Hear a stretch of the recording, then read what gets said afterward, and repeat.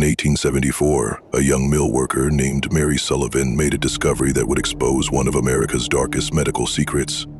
She noticed something impossible about the Whitmore family, something that defied every law of nature and time itself. Picture this, a respected doctor's daughter who appears to be 16 years old, beautiful, innocent, exactly what you'd expect from a wealthy New England family. But here's the thing that'll make your skin crawl. She's not 16. She's 46 years old, and she hasn't aged a single day in 30 years.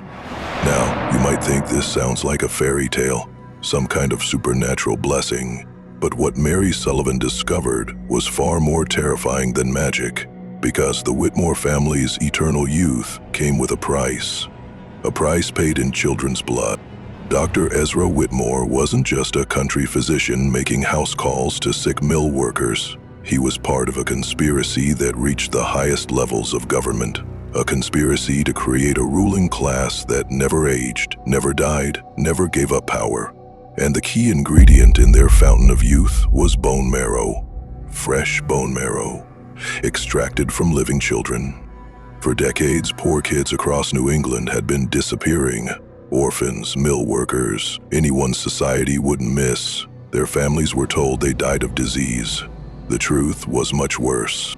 But Mary Sullivan saw what others missed. She asked the questions others were too afraid to ask. And what she found in the cellars beneath the Whitmore estate would shock a nation and expose America's first genetic experiments. So here's the question that'll keep you awake tonight. If someone offered you eternal youth, but told you the cost was a child's life, what would you choose? And more importantly, what if that choice had already been made for you by people powerful enough to bury the truth forever? Before we get into the story, comment below where in the world you are watching from today. October rain drummed against the boarding house windows as Mary counted her wages by candlelight. $15 for 2 weeks of night shifts. Enough for rent, bread, and maybe a letter home to her cousin in Boston. Not enough for dreams. The Irish Quarter of Lowell smelled like coal smoke and desperation. Families crammed into rooms meant for storage. Children coughed through thin walls. But it was better than the workhouses back home, where her parents had died waiting for soup that never came. Mary folded her pay carefully into a tin box beneath her narrow bed. 5 years of saving. 5 years of watching other mill girls marry mill boys and disappear into lives of quiet poverty. She'd sworn she'd be different. She'd sworn she'd find something more. The memory of the golden-haired girl haunted her dreams. Every night for a week, she'd pressed her face to the factory window during dinner break. Empty streets, empty shadows, nothing. "You're losing your mind, Mary Sullivan," she whispered to herself. But madness felt preferable to the slow death of mill life. 12 hours of standing, 12 hours of mechanical thunder, 12 hours of breathing cotton dust that turned workers' lungs white as snow. Mrs. Flanagan knocked twice on the door, her signal for trouble. "Mary, dear, there's a gentleman asking for you downstairs." Mary's stomach clenched. Landlords didn't visit at 9 o'clock. Neither did mill supervisors. She dressed quickly and descended the narrow stairs to find a well-dressed man waiting in the cramped parlor. "Miss Sullivan?" Thomas Bridgewater, editor of the Lowell Courier. He removed his hat, revealing prematurely gray hair and tired eyes. "I understand you've been asking questions about the Whitmore family." Mary's blood turned cold. "I haven't been asking anything." "My apologies. Perhaps I should say, observing." His smile was gentle but knowing. "Mrs. O'Malley at the dry goods store mentioned you'd inquired about their address." "Purely out of curiosity," she said. Heat flooded Mary's cheeks. Small towns bred big mouths. It's not a crime to be curious. No, indeed. In fact, curiosity is a virtue I admire. Thomas sat, uninvited, in Mrs. Flanagan's best chair. "I've been curious about the Whitmores for quite some time myself. And I've learned that curiosity about that particular family can be dangerous." Mary studied his face. Honest features, steady hands. but shadows under his eyes suggested sleepless nights and buried secrets. What do you know about them? I know they've lived in the same house for 50 years without aging a day. I know children who visit them sometimes don't come home. I know the town doctor visits their estate weekly but never speaks of what he finds there. Mary's mouth went dry. Children? 3 in the past year. All reported as runaways. All last seen walking toward Whitmore House. The room felt suddenly smaller. The candle flames seemed to flicker without wind. Why are you telling me this? Thomas leaned forward. Because yesterday Grace Whitmore was seen leaving a letter at your boarding house. Because tonight you'll likely consider visiting their estate. And because I believe you have the courage to learn truths that others fear to face. Mary's hand moved unconsciously to her apron pocket where a cream-colored envelope had waited since morning. She hadn't opened it yet. Hadn't dared. I don't know what you're talking about, Mary. His voice carried gentle authority. I've spent 3 years investigating the Whitmores, 3 years collecting fragments of a story that makes no sense. But I've never been brave enough to knock on their door. And you think I am? I think you're desperate enough, and sometimes desperation is the only thing stronger than fear.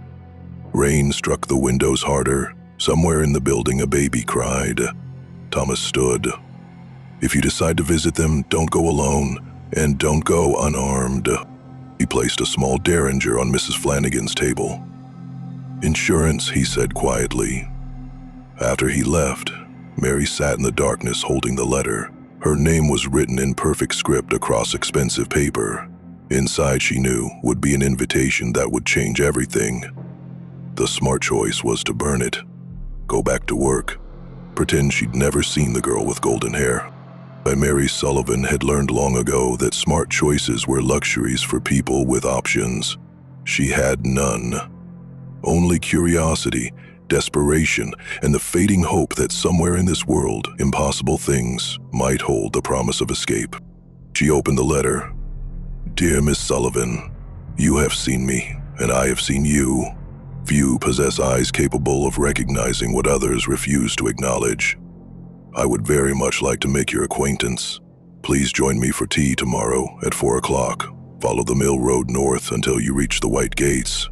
Do not bring companions. Some conversations require absolute privacy. Yours in friendship, Grace Whitmore. Mary read the letter 3 times before the words made sense. Grace Whitmore. The girl from the window. The girl who couldn't possibly exist. She folded the paper carefully and tucked it back into her apron. Outside, rain drummed against the boarding house roof like fingers tapping secrets into wood. Sleep came in fragments. Dreams of golden hair and white dresses.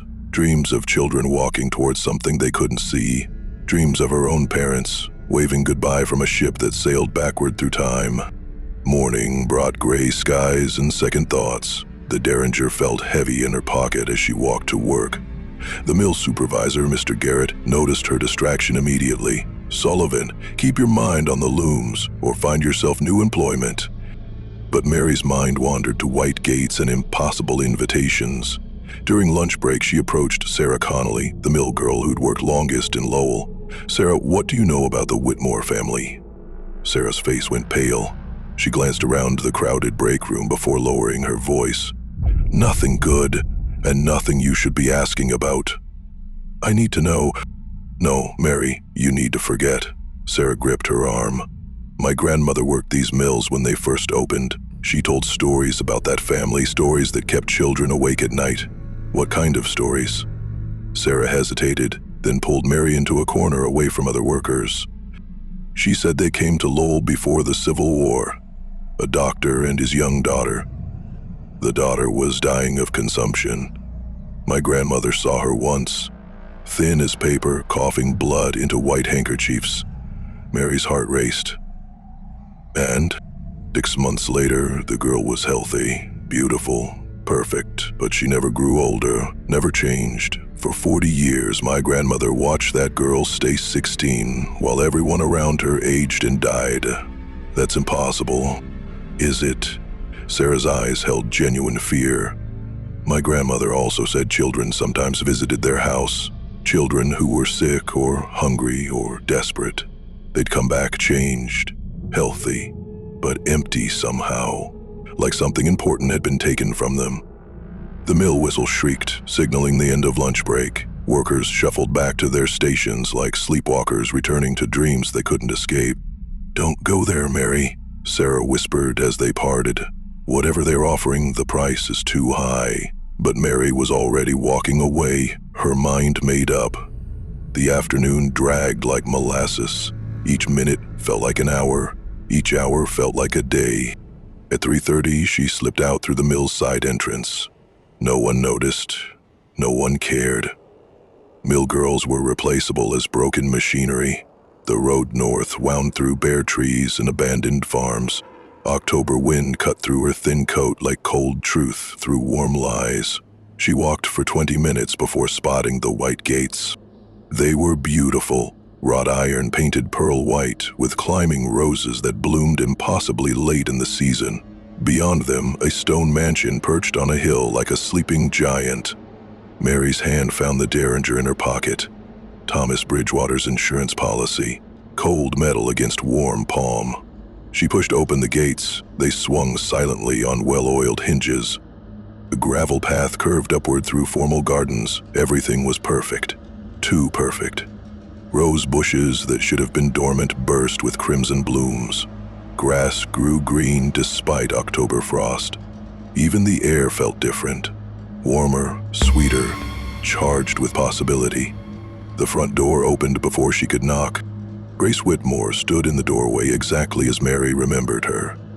Golden hair, porcelain skin, eyes like summer sky. But up close, Mary noticed details that made her stomach clench. The girl's hands were those of someone much older, graceful but worn. Her eyes held depths that spoke of decades, not years. And when she smiled, it was the smile of someone who'd learned to hide terrible secrets behind beautiful lies. "Miss Sullivan, how wonderful that you came." Grace's voice was musical but hollow, like an echo of an echo. "I received your letter, and you brought a gun." Grace's smile never wavered.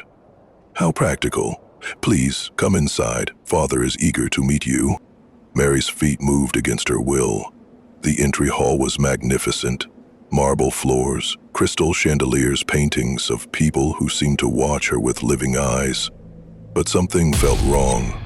The air was too still, the silence too complete. "Grace," Mary said carefully, "how old are you?" The girl paused at the foot of a grand staircase.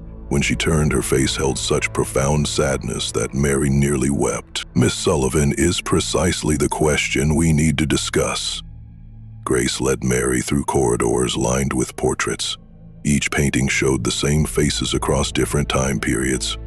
Dr. Ezra Whitmore in Civil War dress uniform, Grace in a Victorian ball gown, Dr. Whitmore in Revolutionary colonial attire, Grace in Puritan dress.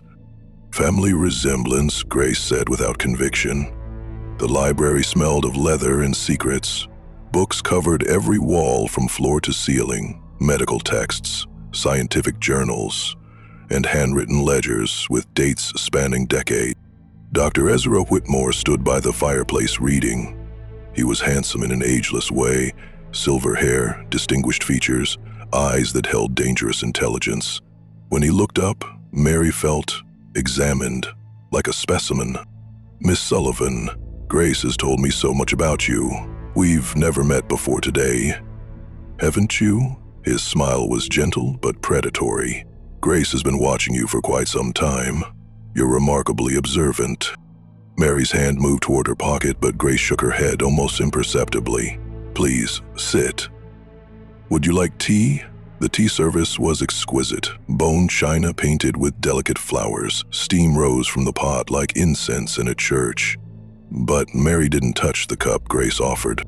"I want to know how old you really are." Grace sat gracefully, arranging her skirts like a portrait model. "I was born in 1828. I am 46 years old." The words hung in the air like smoke from a funeral pyre. "That's impossible. Many things seem impossible until they happen," Dr. Whitmore said.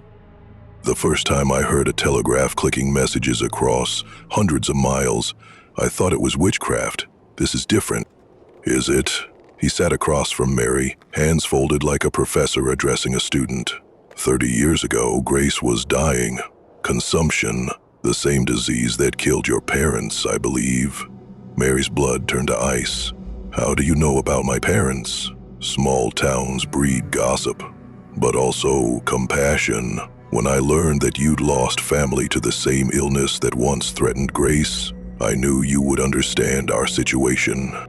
Grace touched her father's hand. The gesture seemed rehearsed. "Papa found a way to save me, a medical treatment that preserved my life but altered its natural course."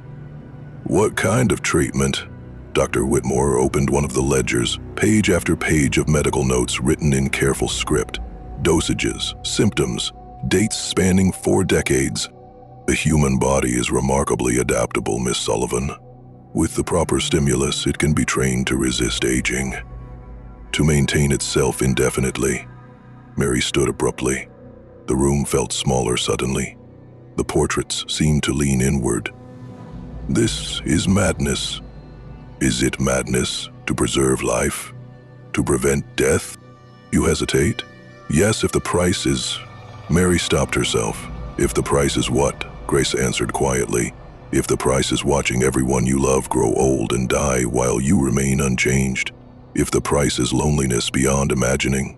The sadness in her voice was so profound that Mary sat back down despite every instinct screaming at her to run. "There are others like you?" Dr. Whitmore nodded. "A small community, perhaps a dozen families across New England, all connected by the same medical research." "Research?" "Professor Harcourt at Harvard has been studying longevity for 20 years. Grace was among his first successful subjects." The name meant nothing to Mary, but something in Dr. Whitmore's tone suggested it should. "And the children?" "Sarah Connolly said children visit here and don't come home." Grace and her father exchanged glances. In that brief moment, Mary saw fear pass between them like lightning. "Children come to us when they're dying," Grace said carefully. "Sometimes we can help them." "Help them how?" "The treatment requires components," Dr. Whitmore explained. "Biological materials that can only be obtained from young, healthy donors." Mary's stomach dropped. "Donors?" "Voluntary donors," he added quickly. "Children who are already dying, we simply expedite the process while using their life force to sustain others." Oh, the room spun. Mary gripped the arms of her chair to keep from falling. "You're killing children." "We're harvesting materials from children who would die anyway," Dr. Whitmore corrected. "Their sacrifice allows others to live forever." Grace covered her face with her hands. "Please, Papa, stop." "He needs to understand, Grace. Miss Sullivan is intelligent. She'll see the necessity." Mary stood on shaking legs. The derringer felt heavy in her pocket. "I need to leave. I'm afraid that's not possible," Dr. Whitmore said gently. "You know too much now. But don't despair. We can offer you the same gift we gave Grace." "Gift?" "Eternal life, Miss Sullivan. Freedom from death. Freedom from loss. Isn't that what you've always wanted?" Mary thought of her parents, of the cholera that took them, of the years she'd spent watching other mill workers grow sick and die. "Not like this." "Like what?" "Like what exactly?" "We save who we can save, we preserve who deserves preservation, and yes, sometimes the weak must sacrifice for the strong. That's nature's law." Grace stood suddenly. "She needs time to consider, Papa." "This is overwhelming." "Time is a luxury we can't afford, my dear. Professor Harcourt arrives tomorrow to review our progress. Miss Sullivan must decide tonight." Mary looked between them. Father and daughter, monster and victim, predator and prey. "What happens if I refuse?" Dr. Whitmore's smile never wavered. "Then you'll join the children, Miss Sullivan. Your sacrifice will help sustain Grace for another year." The threat was delivered with such casual politeness that Mary almost didn't process it. When understanding hit, her hand moved instinctively toward the gun. "I wouldn't," Grace said quietly. "Papa has friends, powerful friends, people who ensure his work continues undisturbed. But I also have hope," Grace added, her voice dropping to a whisper. "Hope that someone brave enough might find a way to end this nightmare." Their eyes met. In Grace's gaze, Mary saw something that made her heart race, not fear, but possibility, not resignation, but rebellion. The girl who couldn't age was planning something her father didn't know about, something that might save them both. Dr. Whitmore excused himself to prepare for Professor Harcourt's arrival, leaving Mary and Grace alone in the library. The moment his footsteps faded, Grace's demeanor changed completely. "Follow me," she whispered, "quickly." Grace led Mary through a hidden door behind a bookshelf. A narrow staircase descended into darkness. At the bottom, candles revealed a chamber that made Mary's blood freeze. Medical instruments lined the walls, operating tables stained dark with old blood, and glass jars filled with floating specimens that had once been human. "Dear God," Mary breathed. "God has nothing to do with this place," Grace said bitterly. "This is where Papa performs his procedures, where he extracts what he needs from the children." Mary examined the jars more closely. Organs, tissue samples, and something that looked like bone marrow suspended in clear fluid. "The longevity treatment requires fresh bone marrow," Grace explained. "Monthly injections.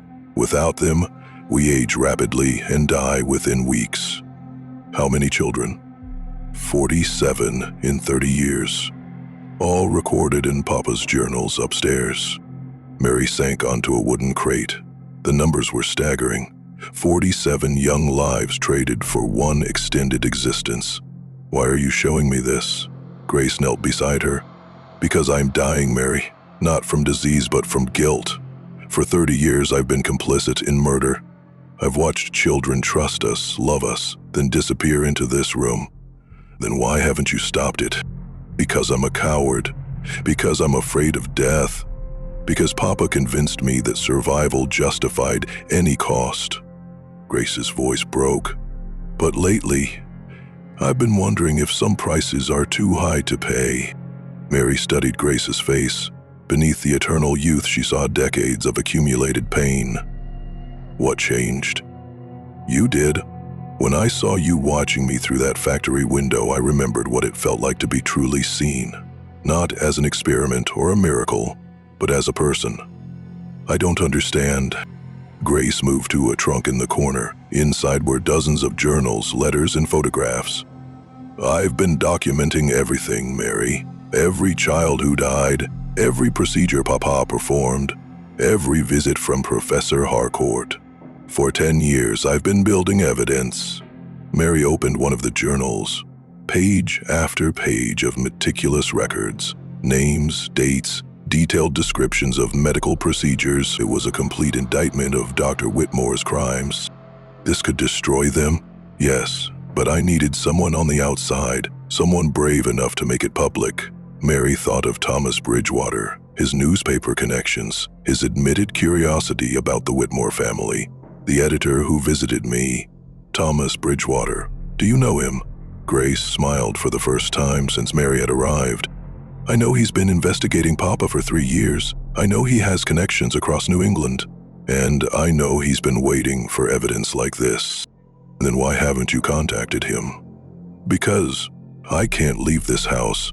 Papa monitors my every movement." "But you can." Mary studied the journals, decades of evidence, enough to expose the entire conspiracy. "What about Professor Harcourt?" Grace's expression darkened. "He's the real monster. Papa is just his willing collaborator. Harcourt runs similar operations across New England, dozens of families like ours, hundreds of dead children. We have to stop him." "We?" Grace looked surprised. "You said you needed someone brave enough, someone on the outside." Mary stood, decision crystallizing. "I'll help you." Grace threw her arms around Mary. For a moment, she felt like the 16-year-old girl she appeared to be. "But first, I need to get these journals to Thomas Bridgewater, Mary continued. Tonight, before Harcourt arrives, Papa will never let you leave, not after what you've learned. Then we'll have to be clever. They spent the next hour planning. Grace would tell her father that Mary needed time to consider his offer, that she was overwhelmed and required solitude to think. Meanwhile, Mary would hide the journals and find a way to escape after dark. When Dr. Whitmore returned, Grace performed beautifully. Papa, Miss Sullivan is interested in your offer, but she's frightened. Perhaps she could stay overnight, give her time to accept the magnitude of what you're proposing. Dr. Whitmore studied Mary carefully. And in the morning I'll have decided, Mary said. Very well. Grace will show you to a guest room. But Miss Sullivan? His smile was razor sharp. Don't mistake my hospitality for trust. The house is watched. The grounds are patrolled. Any attempt to leave will be discouraged. That evening, Mary sat at the guest room window, watching guards patrol the estate. 2 men with rifles, a third with dogs. Dr. Whitmore was taking no chances, but Grace had prepared for this. During dinner, she'd slipped Mary a small vial of clear liquid. Laudanum, Grace had whispered, enough to sedate the dogs for several hours. At midnight, Mary climbed out the guest room window. The journals were strapped to her back beneath her coat. The Derringer was loaded and ready. She moved through the gardens like a ghost, staying in shadows. The dogs found her scent near the stables, but the drugged meat she'd prepared kept them docile. They sniffed her hands and wagged their tails.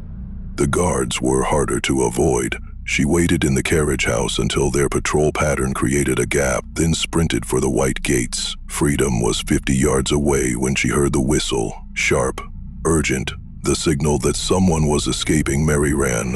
Behind her, voices shouted, footsteps pounded on gravel. The gates loomed ahead like salvation itself. She reached them as the first rifle shot cracked through the night air. The bullet splintered wood inches from her head, but she was through. Racing down the mill road with stolen evidence and the promise of justice burning in her chest behind her, Whitmore House erupted in activity. Lights blazed, dogs barked, men shouted orders. But Mary Sullivan was free, and she carried with her the truth that would destroy them all. Thomas Bridgewater's boarding house room was dark when Mary arrived at 2 a.m. She pounded on his door until he answered, hair disheveled and eyes foggy with sleep. Mary? What in God's name? I have evidence. Everything you need to expose them. She dumped Grace's journals on his writing desk. Thomas lit every candle in the room and began reading. His face grew paler with each page. Dear Lord, this is a complete record of mass murder. 47 children over 30 years. And it's not just the Whitmores. Professor Harcourt at Harvard is running similar operations across New England. Thomas stood abruptly. Did you say Harcourt? Yes. Why? Thomas moved to his wardrobe and pulled out a wooden box. Inside were letters, newspaper clippings, and official documents. Professor Nathaniel Harcourt isn't just conducting rogue medical experiments, Mary. He's working for the federal government. Mary's stomach dropped. What? 3 months ago, I received an anonymous tip about missing children in Salem. When I investigated, I found connections to a family much like the Whitmores. But when I tried to publish the story, men in federal uniforms visited my editor. Thomas showed her an official document, stamped with government seals. They claimed Harcourt's research was vital to national security, part of a classified program to create superior soldiers. My editor was ordered to cease all investigation under threat of treason charges. The room spun around Mary. You're saying the government knows? I'm saying the government is funding it. Harcourt isn't a rogue scientist. He's a federal contractor. His longevity research has military applications. Mary sank into a chair. The magnitude of the conspiracy was staggering. But we have evidence now. Documentation of crimes. They can't suppress this. Thomas's expression was grim. They can do whatever they want, Mary. And they will. As if summoned by his words, footsteps echoed in the hallway outside, heavy boots, multiple men. "Hide the journals," Thomas whispered. The door exploded inward. Federal agents in dark coats flooded the room. Behind them walked a distinguished man with silver hair and cold eyes. "Professor Harcourt," Thomas said quietly. "Mr. Bridgewater, Miss Sullivan." Harcourt's voice was cultured, refined, the voice of someone accustomed to absolute authority. "I understand you've been collecting materials that don't belong to you." "They're evidence of murder," Mary said. "They're classified research documents vital to national security." Harcourt nodded to his agents. "Secure the materials." The agents began searching the room systematically. They found the journals within minutes. "Excellent work." Dr. Whitmore was concerned that Ms. Sullivan might prove uncooperative. "He sent you?" "Of course not. I've been monitoring the situation since yesterday. When Grace Whitmore began showing signs of rebellion, we decided intervention was necessary." Mary's heart sank. "Grace, is she?" "Grace Whitmore is fine, for now. Her usefulness as a test subject hasn't ended, but her romantic notions about justice have become problematic." Harcourt opened one of Grace's journals and read aloud. "Today, another child came to us. Samuel, age 9. Papa says the procedure will be quick. I pray he's right. I pray God forgives us all." Touching, isn't it? The guilt of the immortal. "You're insane," Mary breathed. "I'm practical. This nation faces threats that require extraordinary measures. Russia is developing new weapons. France is experimenting with biological warfare. We need soldiers who can't be killed, citizens who won't age, leaders who can guide America for centuries instead of decades. By murdering children, by making necessary sacrifices for the greater good." Harcourt closed the journal. "Dr. Whitmore and his daughter have contributed invaluable data to this project, as will you." Thomas stepped forward. "She's not part of this." "She is now. Miss Sullivan has seen too much to return to her previous life, but I can offer her something better, eternal life in service to her country." Mary thought of Grace trapped in her beautiful prison. Decades of guilt and isolation stretching into infinity. "I'd rather die." "That can be arranged," Harcourt said pleasantly. "But first, you'll provide us with information about Grace's rebellion. Who helped her? Who else knows about our research?" Mary met Thomas's eyes. In them, she saw the same desperate determination that had driven her to escape Whitmore House. Sometimes courage meant fighting impossible odds. Sometimes it meant accepting that some battles couldn't be won. But sometimes it meant finding hope in the darkest places. The federal agents escorted Mary and Thomas to a windowless carriage. As they rode through the pre-dawn darkness, Mary noticed they weren't heading toward Whitmore House. Instead, they traveled east toward the industrial district, where abandoned warehouses dotted the riverbank. "Where are you taking us?" Thomas demanded. Harcourt consulted his pocket watch. "To a facility better equipped for interrogation. Dr. Whitmore's estate is too domestic for what lies ahead." The warehouse smelled of chemicals and death. Inside, Mary saw the true scope of Harcourt's operation. Laboratory tables lined the main floor, glass chambers filled with floating specimens, and in the center, a surgical theater that made Dr. Whitmore's basement look primitive. "Welcome to the future, Miss Sullivan," Harcourt said proudly. "Here, we've perfected techniques that Dr. Whitmore could only dream of."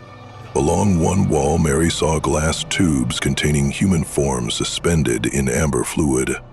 Children, dozens of them, their faces peaceful as if sleeping. "Preservation technology," Harcourt explained, following her gaze. "We can maintain subjects indefinitely while extracting what we need, much more efficient than Dr. Whitmore's crude methods."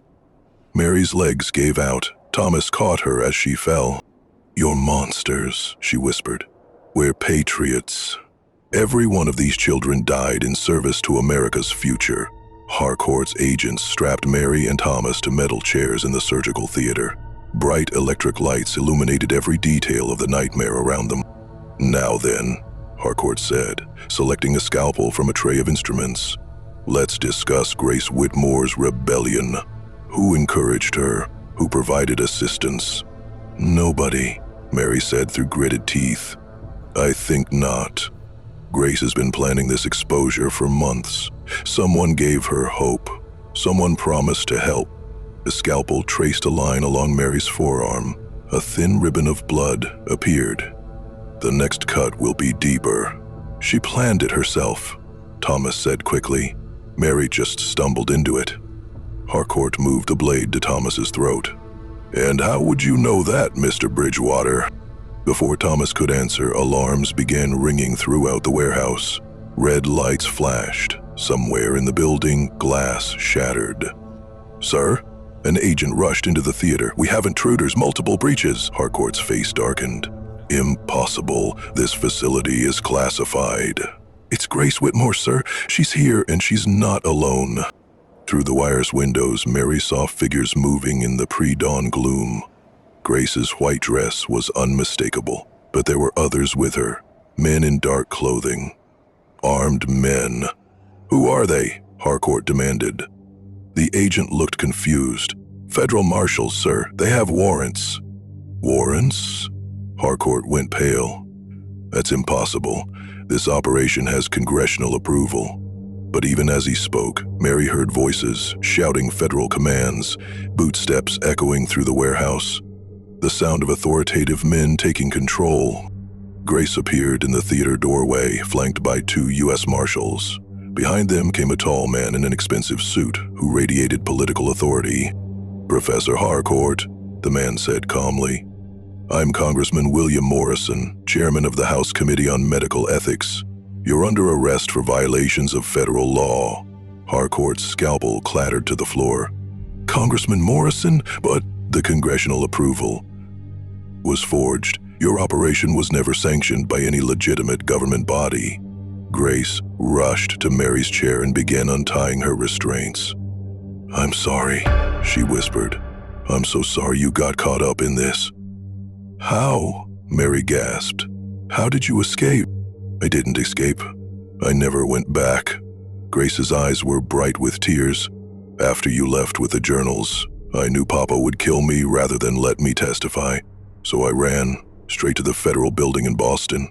But the agents were frauds. Harcourt's private security dressed as federal officers. The real government had no idea this was happening." Congressman Morrison approached Harcourt, who stood frozen in disbelief.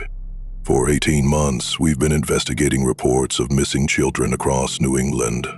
Your name appeared in connection with several cases. When Miss Whitmore arrived with documentation of your crimes, we had everything we needed. The longevity research will continue under proper oversight and ethical guidelines, using volunteer subjects and legitimate medical procedures, not murdered children." Harcourt aged 10 years in 10 seconds. The realization that his life's work was ending crashed over him like a collapsing building. On his face, "You don't understand," he said desperately. "The applications are limitless. Immortal soldiers, ageless leaders. We could rule the world.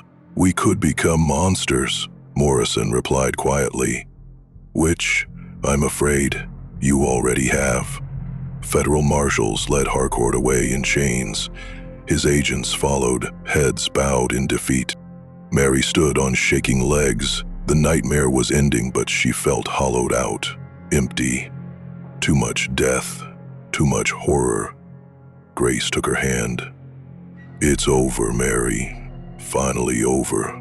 But Mary looked around the warehouse at the preserved children, at the evidence of decades of systematic murder, at the technology that could have saved lives but instead stole them. "Is it?" she asked quietly. "Is it really over?" Grace followed her gaze. When she spoke, her voice carried the weight of someone who'd lived too long and seen too much. "The dying is over. The killing is over. But the remembering, that will last forever." Outside, dawn was breaking over Lowell. A new day, a new beginning. But Mary knew that some dawns came only after the darkest nights, and some victories were won only after everything seemed lost. Dr. Whitmore was waiting in his library when the federal marshals arrived. He sat in his reading chair, a glass of brandy untouched on the table beside him, staring at a portrait of Grace as a child. "Dr. Whitmore," Congressman Morrison said gently, "you're under arrest for multiple counts of murder." "I know." His voice was calm, resigned. "I've been expecting you since Grace left." Mary entered the library behind the marshals. The room looked different now, smaller, sadder. The portraits on the walls seemed to watch her with accusing eyes. "Where are the bodies?" Morrison asked. "There are no bodies, Congressman. We used everything. Nothing was wasted." The casual admission hit Mary like a physical blow. She gripped the door frame to keep from falling. 47 children, she said quietly. 47 lives extended indefinitely. Grace has lived 64 years instead of 16. By any mathematical calculation, we created more life than we ended. Grace stepped into the room. Dr. Whitmore's face transformed when he saw her. Love and pain and desperate hope warring in his expression. "Grace, my dear girl, you look tired." "I am tired, Papa.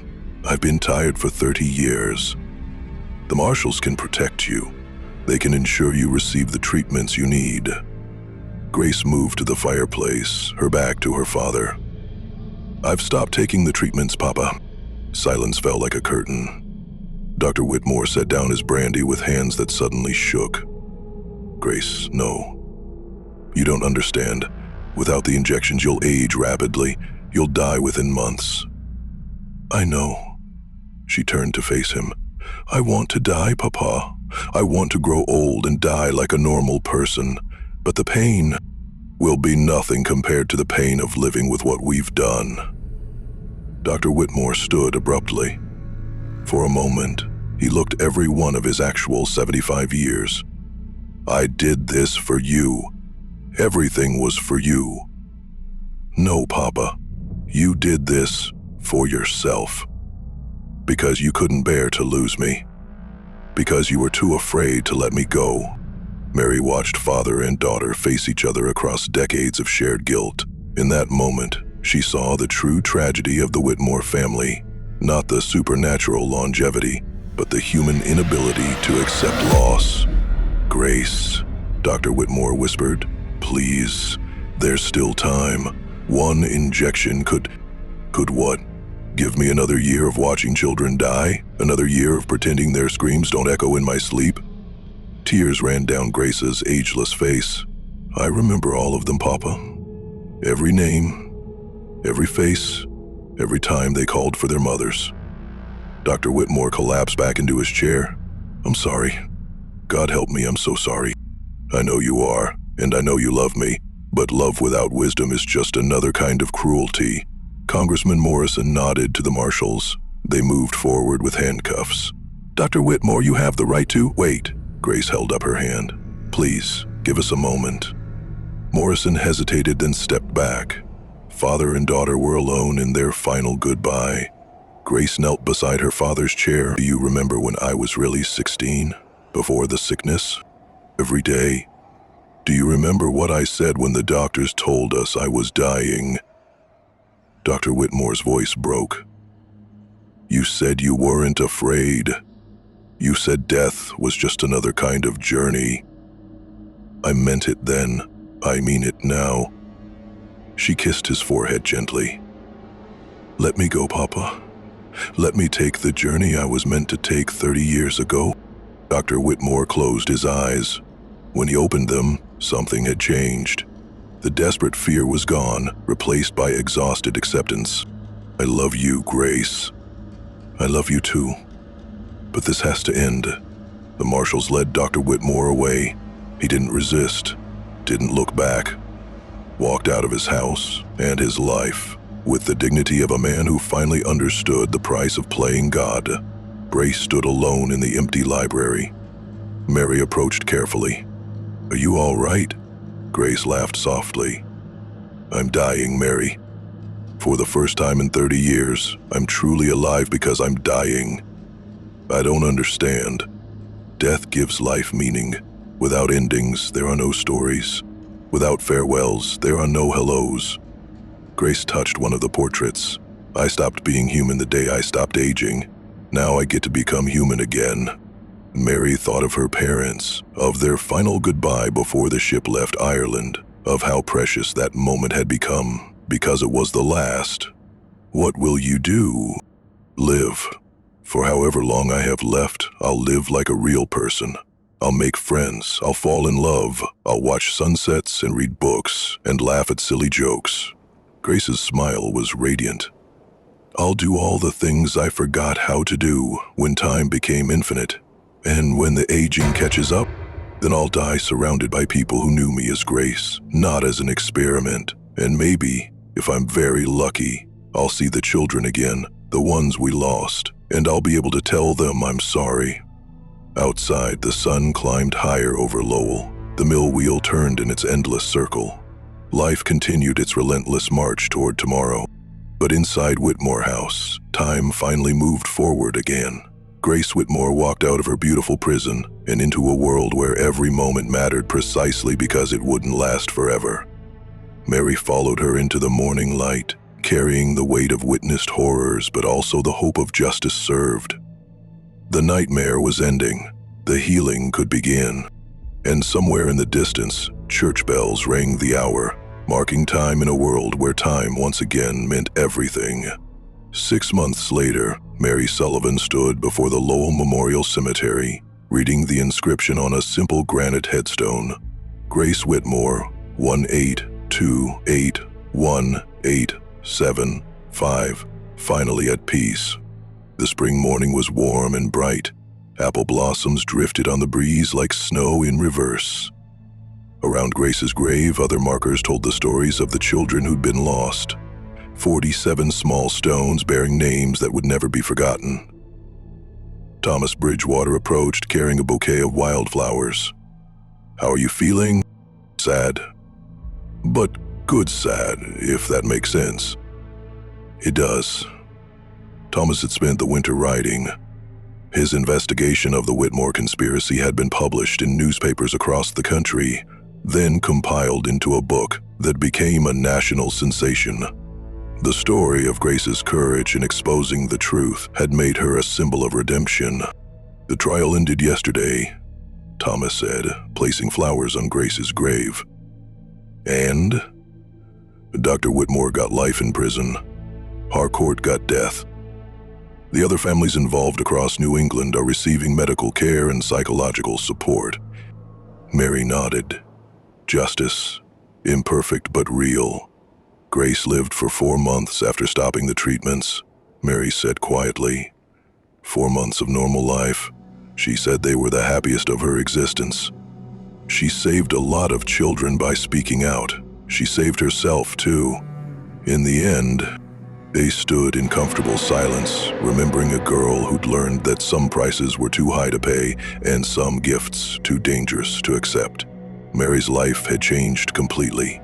The modest inheritance from Grace's estate had allowed her to leave the mills. She was studying to become a teacher now, someone who could help children learn and grow and live natural lives. Thomas took her hand. "Ready to go?" "Almost." Mary knelt and placed her own flowers beside Thomas's. "Thank you," she whispered to the headstone, "for showing me that courage isn't about being unafraid. It's about doing what's right, even when you're terrified." As they walked away, Mary thought about the mill workers, still toiling in their endless shifts, about children growing up in tenements and dying too young, about all the battles still to be fought. But she also thought about Grace's final smile, about justice served and truth revealed, about the possibility that even in the darkest places, light could still find a way to shine. The wheel kept turning, the river kept flowing, and Mary Sullivan kept believing that humanity, somehow, would find a way to win.